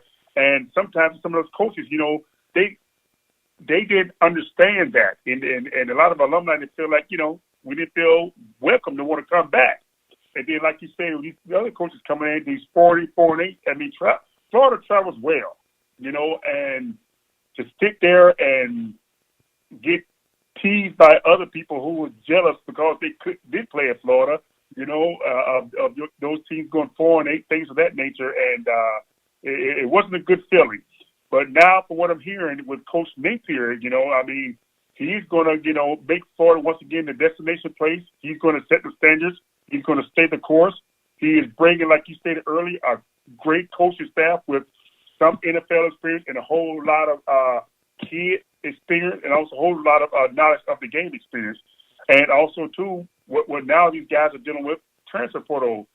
If you're with us or you're not. So if you want to be part of it, be part of the building part for what I'm seeing, for what I'm hearing, with Coach Napier, you're welcome to stay. But if you don't, I guess you got to use your option to get in the transfer portal and go somewhere else. But sometimes the grass is not always greener, like the swamp grass is green. You know, Dexter, you bring up such a good point. You think about a school like Miami. They always bring back their former alums. They are a big part of what's going on. Florida State, maybe not so much now, but certainly during their great run in the 90s and the 2000s, would always bring back guys. Quite frankly, maybe that's why they're struggling right now. They're not doing that as much. But Florida kind of lost touch with that a little bit, and I do agree with you. It appears Napier is bringing that back. Right. And it's something to be said about that, Ryan. I mean, you know, a lot of us guys are doing really good things and want to be part of that because we know what it was like, you know, at least for me, from the Galen Hall a couple of years there when I was there. And when Coach Spurrier came, things started changing. It been more of a student-athlete type feeling. I mean, his demand was of us to make sure you're in the classroom and make sure you get everything on the field and treat us like men. And he had a standard, you know, and we respected that because you know what you get yourself into. And for us guys who have been through the winning tradition with that, to come back and give these guys some tools. Yes, these guys these days have IG accounts, the social media craze, all that, but it comes down to the fact of this that, you know, is that if you want to better your life, go to Florida. You know what I'm saying? You're going to get a good education and you're going to get people who's going to treat you right, and you're going to make some of the best friends and best connections that you have lifelong friends with accomplishments with that. But like you said, me personally, they have missed out on that, and hopefully Napier is going to bring that back, and I think that's a great need. But it's got to be the right guys that bring it back. You know, that's what I'm saying, right guys. Final moments here with Dexter McNabb, former Gator, tailback, fullback. He did a little bit of everything there in the swamp in Gainesville. Dexter, when you look at the Gator football team coming into the 2022 season, it is a daunting task, right? There's a reason that Billy Napier is there because they did not perform well last year. Dan Mullen shown the door. Napier comes in. You start right off the bat with the Pac-12 champion Utah. Kentucky comes in week 2. So there is no question this Gator football team, led by Anthony Richardson at quarterback, there's no easing into this year. They're going to have to hit the ground running and be ready because right out of the gate, it is going to be a tough opening stretch. Well, exactly. I mean, like, you know, and nothing against those teams that usually, you know, those first couple of games are, you know, kind of tune-up games. But like you stated, I mean, we're coming out the gate because of the fact is nobody is afraid to want to come to the swamp and play the Gators anymore. You know, they want to come there and show out. But no, you're not coming to the swamp for that. And we were also a good travel team, and we beat people in big-time stadiums on their own turf. We have to get back. We have to get back that Gator swagger. You know, we have to make sure we get these kids who are true football kids, but also good men for the community and for the city of Gainesville, and also good student athletes. We got to get those kids back and get kids who are going to sit there and stay the course. Listen with the coach. We want to make sure we have coaches who's going to treat these guys like men and hold a standard. You know, so we got to get back to that. Dexter, as we begin to wrap up, some Jaguar fans may not realize this. I want to say you and Willie Jackson were the first two former Gators that actually signed contracts with Jacksonville. You were part of Jacksonville heading in to the 1995 season, ultimately landed with Philadelphia that year. But I've always remembered that Dexter McNabb and Willie Jackson were like the two first former Gators to come to Jacksonville. What was that experience like in the time you were here getting ready for an expansion season? Well, I tell you what, I mean, like I said, it was an expansion team, our new coaching staff, Tom Coughlin and everything, and it was kind of the unknown, but with me and Willie, it was that familiarity there because we played in Jacksonville for the Georgia-Florida game, you know, biggest cocktail party in the South, you know, and then also we played at Florida, so we had that connection there, and we also had a connection that we know how to win, and plus, we both Florida boys, we had to be back home. It was great. I mean, it was a little struggle there. And like I said, unfortunately, I didn't end up staying and went on to Philadelphia. But I love my time there. I love what the city of Jacksonville had to offer. And I think hopefully it gets back to being the great franchise that it can be and should be. Dexter, you were drafted by the Green Bay Packers in 1992. You have returned to Green Bay in your post-football life. and are the principal of a high school there in Green Bay. Let Gator fans know what you're up to these days. Well, I tell you what, I love it here. I love being a role model for kids. I love changing kids' life circumstances, and I believe in education because, that's our future. These kids are our future, and we got to make sure we are letting these kids absorb much knowledge as they can because right now what's going on in the Ramble world today, we got to make sure we're surrounding ourselves, surrounding these kids with the knowledge to know how to be good neighbors, good community, and also be good people. And I love it, being a role model for that. And I believe in education once again. How often do you make it back down to Gainesville? Well, not often, not much as I should. I think I've been back there like 4 years ago. But I'm looking, me and some guys are talking, looking to try to come back this year. So we're looking to come back. We're trying to pick a game to come back this year. Dexter McNabb, you were certainly fun to watch. You were one of my father's favorite players, quite frankly. I always remember that. My dad loved Willie McClendon and Dexter McNabb. Dexter, it's always a thrill to talk to you, my friend. Thank you very much. Let's do it again soon. Hey, I'm here for you, and I really appreciate you for having me on, Mr. Green. That was awesome. Getting a chance to talk with Dexter McNabb earlier. Yeah, my dad loved Willie McClendon and Dexter McNabb in the Gator backfield in the early 1990s. Dexter doing very well for himself now as a high school principal up in the state of Wisconsin. Gator fans, hope you enjoyed that. We had Major Wright last night. Dexter McNabb tonight. How about Ahmad Black tomorrow? He's scheduled to join us here on Hacker After Dark. We were also inside of 48 hours till the NBA draft. Brian Toporek of Bleacher Report, the NBA podcast, and also Forbes Sports. We'll talk with Brian about what is going to happen on draft night. What is Orlando going to do with the number one pick? How many trades could we see on Thursday night? NBA Draft Talk. Brian Toporek of Bleacher Report. He is next. It's 1010XL. It's 92.5 FM. It's Hacker After Dark. Summertime fun. Singing Sweet Home Alabama all summer long. Now that's hot. 1010XL. Men suffering from PE or ED? Has Viagra, Cialis, or Levitra let you down? Regardless of your age or past medical history, you'll see results on your first visit at Prime Men's Medical Center or you pay nothing, guaranteed. Call us at 664-8217. TrackPhone wants to know, are you an influencer, a big live streamer? No? Then guess what? You don't need an endless data plan. Get just the right amount of data with TrackPhone's new $40 unlimited talk and text smartphone plan. Now with 8 gigs of high-speed data and unlimited carryover on America's largest, most dependable network, now with 5G. Get the data you need at the price you want. TrackPhone Wireless. Now you're in control. Available at major retailers. 5G compatible device required. Actual availability, coverage, and speed may vary. See terms and conditions at trackphone.com. Are you ready to play this summer? Come check out the Y. The First Coast YMCA is not only your home for health and wellness, it's also a place for the kids to explore, to learn new things, and to expand the limits of their imaginations.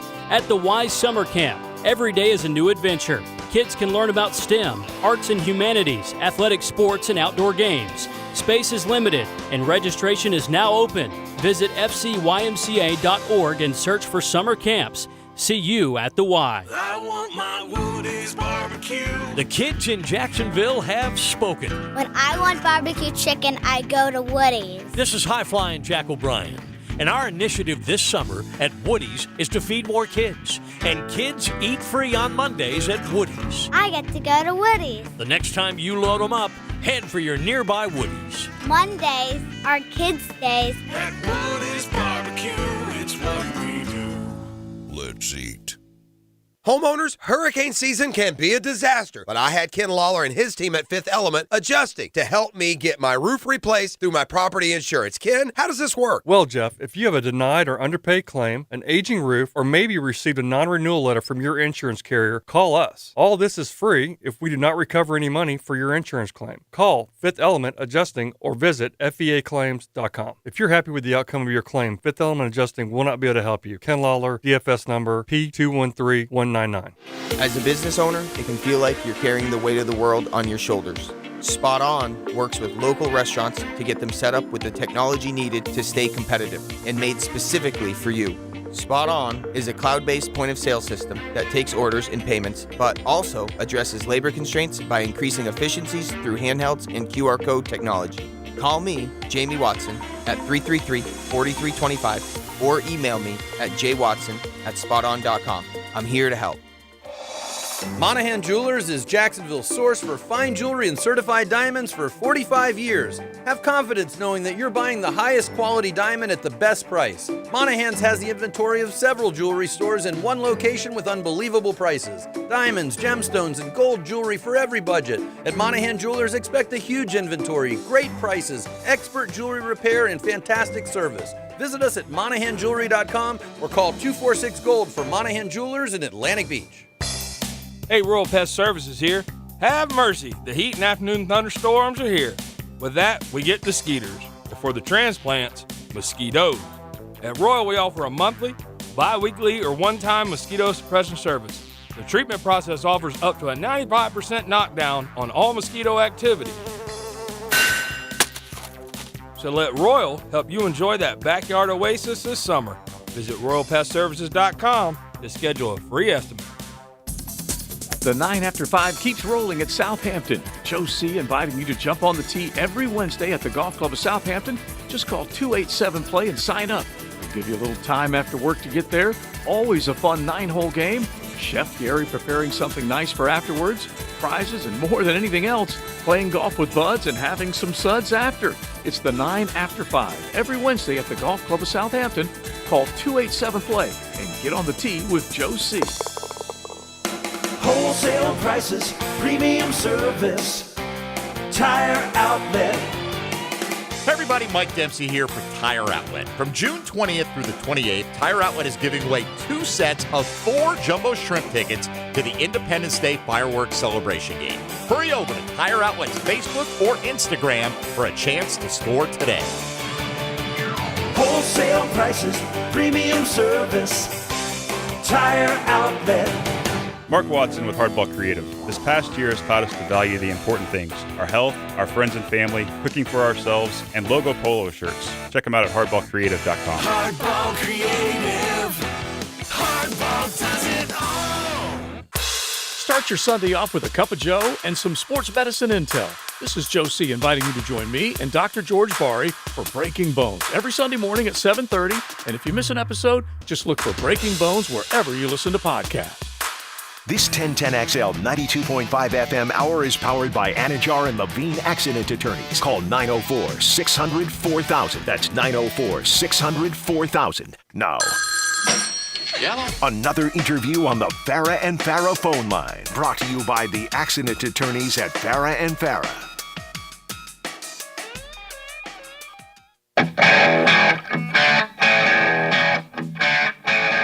Back here on 1010XL and 92.5 FM in the city of Jacksonville. We are glad you are with us. The NBA season has just come to an end, but wouldn't you know it, the NBA draft is Thursday night, just in a couple of days. The calendar rarely ever is not active in the National Basketball Association. Brian Teport covers the NBA for Bleacher Report for Forbes. You can also hear him on the NBA Pod, and he joins us here on 1010XL. Brian, how you doing?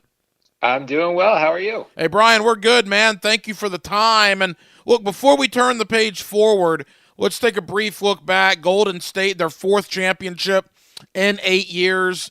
Boy, Steph Curry was nothing less than dynamic in both Game 5 and Game 6. You've had a couple of nights to think about it now. How would you summarize what Golden State accomplished late last week? Unbelievable, considering the state they were in even 2 years ago, and they had the worst record in the league. I mean, injuries certainly didn't help in that regard. You know, Clay missed the whole season. Steph was out of the lineup for a ton of time. But, you know, for them to get the number 2 pick in that draft and then get nothing out of him for this championship run is frankly terrifying for the rest of the league. Because you look at this Warriors team, and there's no reason to think that they couldn't even be better next year with Wiseman coming back. Jonathan Kuminga is only going to be a year older. Moses Moody, their other lottery pick from last year, is going to be a year older. They got their feet wet this year, but now they can have, you know, they'll have a full off season, summer league to develop. Like, I mean, it's frankly a testament to the long-term planning of the Warriors. I know Ramona Shelburne of ESPN and Zach Lowe of ESPN both had great articles during their finals run about how this all really started with 2019 when Kevin Durant leaves. They didn't allow him to walk for nothing. They signed and traded him for D'Angelo Russell, which ultimately allowed them to get Wiggins and Kuminga in there. Wiggins played in a huge role, especially in the finals defensively against Jason Tatum. So, it speaks to the Warriors front office, the Warriors ownership group being willing to shell out the gargantuan amount of money that they spent this season on the roster, despite not having any guarantees they were going to win a championship, and it paid off handsomely. Brian, it's hard to summarize or I guess rank Steph Curry pound for pound against the likes of Shaquille O'Neal and Wilt Chamberlain, although I know a lot of people are putting these lists together. But when I see what he did in the finals, what he's done at the age of 34, really this entire year, is there a legit argument now that he is at the table with the likes of the best that have ever played this game? Yeah, I don't have I'm not Bill Simmons. I don't have a pyramid of all-time great players. I don't care enough to rank guys that, frankly, their primes were long before I was watching the NBA or was even alive in some cases. With that said, I think Steph absolutely has a case, to be in that top 10 of all-time mix. I think, I tend to look at it more each generation of players because I think that's probably the most fair way to compare guys. I know JJ Redick has railed against how are you comparing guys today to Bob Cousy, and a fair point. So I think Steph is now clearly one of the greatest players of this generation. He's completely revolutionized the way that the game is played today, and I think that's going to be his legacy more than anything else. And yeah, I've heard the talk. You talk about this generation. That means LeBron and Kobe to an extent, even though Kobe obviously, retired in 2016. And I don't know if I would put Steph with LeBron and Kobe, although you look at the numbers, Brian, it's probably not that far-fetched. Yeah, I think LeBron is going to be head and shoulders, his statistically, and then also what he's done individually. He is going to be the best player of this generation. He's going to finish as no worse than the number 2 player of all time. I think Steph is going to be in that top 10 of all time mix. KD, when he's done, is probably going to be right in there as well. And then you got a bunch of young guys coming up, like Giannis. If he continues to develop at the rate that he is, he could push into that conversation by the time he's done. It's premature to put Luka in there, when he's 23-year-old and hasn't gotten past the Western Conference Finals, but his trajectory early on in his career looks like he could be in that conversation. So it's a good time to be an NBA fan because we still have the old guard of, LeBron, KD, Steph, but then we also have a bunch of these young guys coming up. You get Brian Toporek on Bleacher Report, on Forbes. You can also hear him on the NBA Pod, and he's with us here on 1010XL in Jacksonville. All right, Brian, the NBA season just ends, and wouldn't you know it, the draft is coming up this Thursday night. Of course, Orlando, the number 1 pick in the draft. I think most people believe at this point Jabari Smith.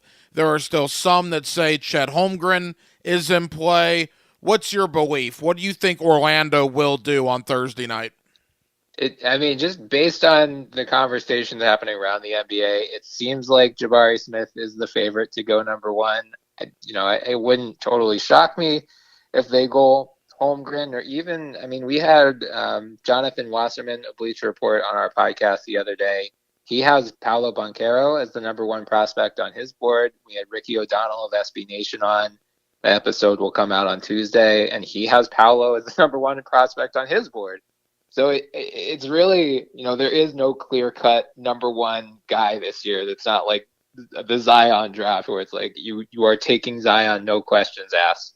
I think it's really, what do you value most in terms of, do you want a floor versus ceiling? Are you concerned about, the two-way upside versus one guy could be a defensive superstar, one guy could be an offensive superstar, but there are questions about how he fits defensively or offensively. I think, based on everything I've heard, Smith probably has the safest floor. It's hard to just imagine him completely busting. And, maybe that's what Orlando prefers over like this moonshot ceiling upside pick.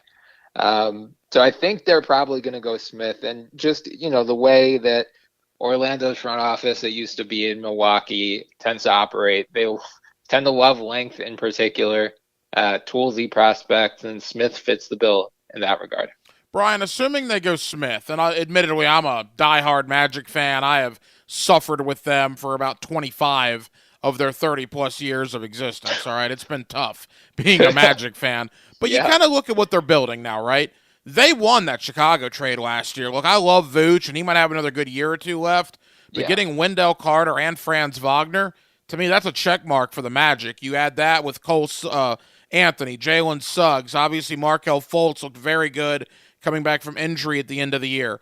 If Jonathan Isaac ever comes back, and maybe that's another conversation, don't know what's going on there, but if you were to add a Jabari Smith to the roster that they have, they potentially are building a little something in Orlando, are they not?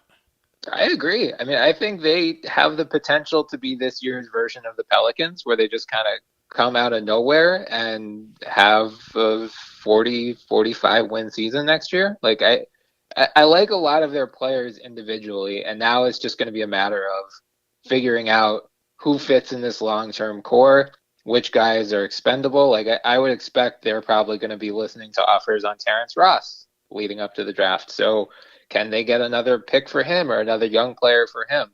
And, seeing Suggs in particular had kind of a rough rookie year. Thankfully, Wagner was fantastic, so that helped mitigate the pain. But seeing Suggs in year two, Anthony took a big step forward last year. You mentioned Markelle was great. Like, they have a lot of interesting young guys. Now it's just how do they all coalesce together? When Orlando was in the draft lottery, and again, Brian Toberg here with us covering the NBA. When Orlando was in the draft lottery, Brian, once they got to that number 4 envelope and it did not have the Magic logo, it was a sense of relief, because at that point I knew it was either Banchero, Holmgren, or Smith. Your opinion, people you've talked to, I know you alluded to it a little earlier, is this a 3-person draft and there is a drop-off at number 4? Is that the way it's viewed around the league? Yeah, that seems to be. I mean, Ricky actually had Jaden Ivey, who is, considered the 4th best prospect by most people. He had him in that tier 1 group with the 3 bigs, but it does seem like the overall consensus is, you got the 3 bigs at the top, you have Ivey probably in a tier of his own, and then you go down from there, and there's a little bit more, at that point, like between 5 and 10, 5 and 14, there's not a ton of difference. So I would be surprised, frankly, if the 3 bigs didn't go 1, 2, 3 in some order on draft night. With that being said, on draft night, will the trade market be active, or are there conversations happening now, teams wanting to move up? I've heard Sacramento at 4 might be trying to get out of there. What are you hearing as far as the trade market goes? Yeah, I think teams are at least going to be sniffing around and exploring. Sacramento at 4, you mentioned, if Ivey is clearly the best player left on the board, they've already got 2 guards in De'Aaron Fox and Davion Mitchell. So, they just traded Tyrese Halliburton to break up a logjam in the backcourt. Do they really want to go back and create another one, or do they look to move on from Fox or Mitchell to help mitigate that? So that's something I'm keeping an eye on. Sounds like the Wizards and Knicks both want to move up to potentially get Ivey. I think Detroit at 5 would be very happy if he fell there, so they might be looking to move up. Portland at 7, it's like one of the worst kept secrets in the league that they are looking to move that pick for, some veteran win now help to help keep Damian Lillard happy. So Jeremy Grant is a player that's been mentioned a lot in conjunction with Portland. I would not necessarily move the number 7 pick for him, but maybe if they can trade down, pick up something else, and then, trade that pick for Jeremy, that'd be interesting. I think the Sixers at 23, it sounds like they are shopping that pick in conjunction with Danny Green's contract, which is $10 million, to see if they can get some win now help. I think the Pacers, they've got Malcolm Brogdon and Miles Turner, who they are both shopping, according to Shams Charania of The Athletic, just dropped a notebook today saying that those guys might be on the move. So This is going to be a very busy week for anyone covering the NBA. Brian Toporek does cover the NBA for Bleacher Report. You hear him on the NBA pod. You can also read him at Forbes Sports. Brian, as we begin to say goodbye, the offseason as a whole, and hopefully we'll have you on a couple of times during free agency. I know Orlando, their big piece of business will be Mo Bamba. I believe he's restricted, so they'll be able to match any offer that he gets. We'll see what happens there. But overall in the league, we know Russell Westbrook potentially could be moved. We know Zach LaVine in Chicago, that'll be a big one. Brad Beal, will he be back in Washington? How active, how good is this free agent market this summer? It's actually not very good if the main guys return to their respective teams. So I think Beal is going to stay in Washington, take the Supermax, because we've now seen, Ben Simmons this past year, signs this giant deal and a year later effectively forces his way out. So, Beal loves DC. I think he wants to stay there, but in a year or two, if they aren't making any real strides toward competing, he can ask his way out. And then for Washington, you can get a pretty good haul in return for Bradley Beal. So I think he's staying put. It sounds like Zach LaVine is going to stay in Chicago, according to Jake Fisher of BR and Mark Stein of Substack. James Harden is expected to take a short-term extension, according to Fisher, and to stay in Philadelphia. So it's like DeAndre Ayton, I think, is a big name who is going to move somewhere. It does not sound like Phoenix wants to commit to him at the financial figure that he wants. And then, Shams just dropped this thing this morning that Kyrie Irving, Christian Winfield of the New York Daily News reported this a month or so ago that the Nets were reluctant to commit to him on a long-term extension, and it sounds like they are still at an impasse. There's 9 days left before he has to pick up his player option. So that could be a very interesting wrinkle in the free agent market if Kyrie is more gettable than anyone would have expected. And Brian, leave us with this. Mo Bamba, do you think he's back in Orlando, or do you think he moves on? I think he should be back, or at least, I know they're going to get another big, so I don't know if he has a long-term role there, but there aren't a ton of teams with cap space this summer. So, if Detroit, for instance, or Portland throws a ton of money at him, that's one thing. But if he doesn't get more than $10 to $12 million a year, which I could easily see happen, I would be inclined to re-sign him just to him for later. I would not want to let him walk for nothing, because I think there is still a lot of upside there that he was showing this year. Yeah, I don't think there's any doubt. He had the best year of his NBA career this past season. Brian Toporek, Bleacher Report, Forbes Sports, the NBA pod. Man, really enjoyed the conversation. Thank you very much. Let's do it again soon, my man. Of course. Thanks for having me. Anytime. Well, there you go. Brian Toporek of Bleacher Report, the NBA pod, and Forbes Sports, talking about the NBA draft. It is less than 48 hours away. Of course, the Orlando Magic with the number 1 pick in the draft. All indications are it is down to Jabari Smith of Auburn and Chet Holmgren of Gonzaga. Of course, we also had Zach Hanchu on earlier from NBA Sports Edge. And it looks like Orlando is going to go Jabari Smith. At least that's where I'm placing my matchsticks right now. Less than 48 hours out. We will see. By the way, Orlando does have 2 additional picks on Thursday night. They have the number 1 pick in the draft, the number 32 pick in the draft, and the number 35 pick in the draft. So it should be a pretty active night in Central Florida for the Orlando Magic. That'll just about wrap it up for a Tuesday night, late night edition of Hacker After Dark. We certainly thank you guys, as always, for staying up late with us on Tuesday nights. We got a lot of people to thank, including Zach Hanchu, as mentioned earlier, from NBC Sports Edge. Of course, Brian Toporek, who you just heard from Bleacher Report, the NBA pod, and Forbes. And what a thrill it was for me to talk with Dexter McNabb earlier tonight. Dexter McNabb was one of my father's favorite players at the University of Florida in the early 90s. Dexter McNabb was a terrific Florida Gator, went on to the Green Bay Packers. Little cup of coffee here in Jacksonville and the Philadelphia Eagles as well. And that was a high school principal up in Green Bay, Wisconsin. So Dexter McNabb, the former Gator, we certainly thank him for joining us tonight on Hacker After Dark. We will be back tomorrow night on a Wednesday at 8 o'clock, and we are absolutely going to be jam-packed. Mark Wise, our college hoops guy from the ESPN family of networks, is going to join us as we preview again the NBA draft on Thursday night. How about former Florida Gator, one of my favorites, Ahmad Black? He was an All-American at the University of Florida. He will join us, and we'll get back into our AFC West preview. We've already been to Kansas City. Tomorrow night we will go to Los Angeles and talk about the Chargers with my man Gilbert Manzano of the Orange County Register and the LA Daily News. We hope you join us on a Wednesday night. Dylan Denmark was your producer. I'm the hacker Ryan Green. Jacksonville, thank you for hanging out with us till midnight tonight here on Hacker After Dark. Have a terrific, early Wednesday morning, and we will be back later on today at 8 o'clock on a Wednesday night for Hacker After Dark. Until then, have an absolutely terrific evening, Jacksonville. Good night. The calm voice of reason. Thank you for playing. Should we or should we not follow the advice of the galactically stupid Dan Hicken and Jeff Prosser. Are you crazy? Weekday mornings on 1010XL. This is your Mad Dad's Update with Chapter President Donald Ford. Hello, Jacksonville.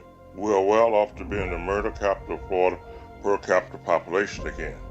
We've had 51 homicides, 9 more than we had last year at this time.